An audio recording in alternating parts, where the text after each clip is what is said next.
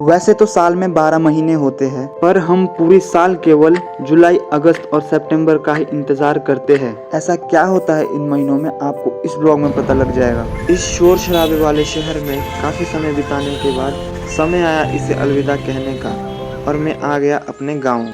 आप चाहे दुनिया के किसी भी कोने में रह लो, जो मज़ा अपने घर और गांव में आता है ना, वैसा कहीं नहीं आता। और अगर घर पहाड़ में हो तो मज़े डबल हो जाती है, क्योंकि यहाँ चारों तरफ हरियाली, पक्षियों की आवाज़, शांत और ठंडी हवा, और यहाँ के खूबसूरत नज़ारे शहर के लोगों की नसीब में कहाँ है यार। खैर, अगस्त का महीना चल रहा था तो गांव का जो मौसम था ना, वो ठंडा गर्म दोनों ही था, क्योंकि यहाँ धूप और बादल का मेला लगा रहता है। बादलों से टकराकर धूप की किरणें गांव पर पड़ती है तो नज़ारे कुछ ऐसे होते हैं।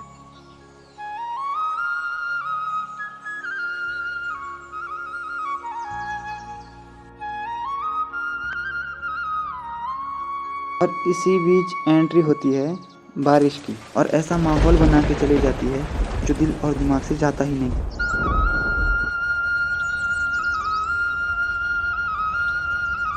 भीगे हुए पहाड़ से उठता हुआ कोहरा फिर से बादल के रूप में आने को बेचैन था।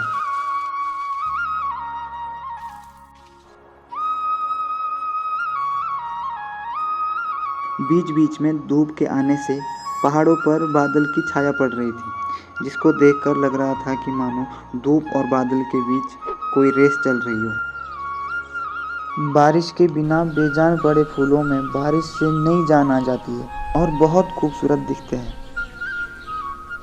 इन रंग बिरंगे फूलों का सबसे ज़्यादा इंतज़ार इसे होता है, क्योंकि बारिश में ये अपने छत्ते से बाहर नहीं आ सकते और बारिश रुकते ही एक फूल से दूसरे फूल में रसपान करती हुई जाती है। वैसे तो गांव में पानी की कोई कमी नहीं है, पर बारिश के दौरान जगह जगह पानी बहने लगता है। शायद आपने कभी सोचा होगा या इस ब्लॉग में देखा होगा कि हमारे यहाँ ज़्यादातर घर लकड़ी के और छत चादर की होती है। ऐसा क्यों होता है? वो इसलिए क्योंकि लकड़ी में भूकंप को झेलने की क्षमता होती है, और हमारे यहाँ बर्फ़ भी पड़ती है, और बर्फ़ सीमेंट को फाड़ देती है, और इसी वजह से चादर के छत लगाते हैं। और अगर कोई लेंटर वाले घर बना भी देते हैं तो उसके ऊपर टाइल या मार्बल लगाते हैं। गांव में 4-5 घर ऐसे भी हैं जो बहुत पुराने हैं। इनके छत लकड़ी के थे जो कि अब सड़ गए हैं। मैंने आपको ब्लॉग के शुरुआत में कहा था कि ऐसा क्या होता है इन 3 महीनों में जो पूरी साल केवल इन्हीं का इंतज़ार करना पड़ता है। इसका सिर्फ एकमात्र कारण है ये पेड़ में लटके हुए लाल लाल सेब, क्योंकि सेब की खेती ही हमारा प्राइमरी इनकम सोर्स है, और जुलाई से सितंबर तक हमारे यहाँ सेब की फसल को तोड़ा जाता है। इसका क्या प्रोसेस रहता है मैं आपको दिखाता हूँ। पहले सेब को तोड़कर बैग में भरा जाता है, फिर सेब से भरे बैग को गड्ढे में खाली कर दिया जाता है, फिर गड्ढे को उठाकर शेड की तरफ लिया जाता है। और आपके यहाँ गड्ढे को क्या बोला जाता है कमेंट में ज़रूर बताएं। शेड में सेब की ढेर लगाने के बाद सेब को अलग अलग साइज में ग्रेड किया जाता है और पैक किया जाता है, और लास्ट में की जाती है स्टैकिंग, ताकि पेटी मंडी ले जाते हुए कहीं रास्ते में खुले ना।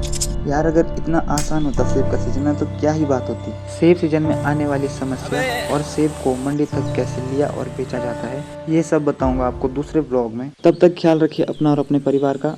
बाय। उससे पहले मैं आपको कुछ ऐसे सेब दिखाता हूँ जो आपने शायद कभी पहले ना देखे हो, और कमेंट में ज़रूर बताएं कि व्लॉग आपको कैसा लगा। Thank you.